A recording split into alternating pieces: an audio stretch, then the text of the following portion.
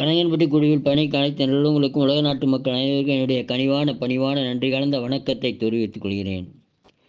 என்ன பழனியம்மா, என்ன இப்படி உட்கார்ந்துட்டு இருக்கிறீங்க? அதை ஏன் கேட்குற? உடம்பு வலின்னா தாங்கவே முடியல.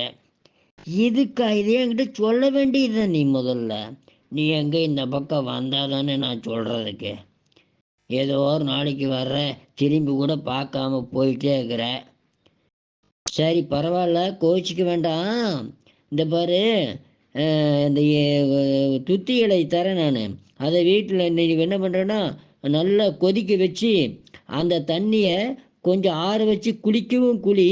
இந்த துணியில் தொட்டு, கறி துணியில் தொட்டு எங்கெங்கே உடம்பு ஃபுல்லாக ஒத்தனம் கொடு. ஒத்தனம் கொடுக்கறது நான் எப்படி ஒத்தனம்? அட உங்கள் பொண்ணு இருக்குதில்ல, பொண்ணுக்கிட்ட கொடுத்து ஒத்தனம் வைக்க சொல்லு. நல்லா சூடாக அந்த இலை தண்ணியில் நல்லா கொதிக்க வச்சு தண்ணியில் கொஞ்சம் எடுத்து ஆறுற சூட்டில் ஒத்தனம் கொடு.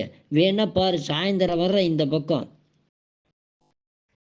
ஐயா வாங்க வாங்க வாங்க வாங்க.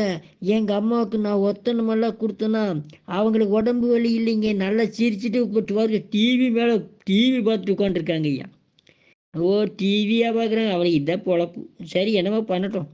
வாழ்க வளர்க உயர்க. நன்றி, வணக்கம்.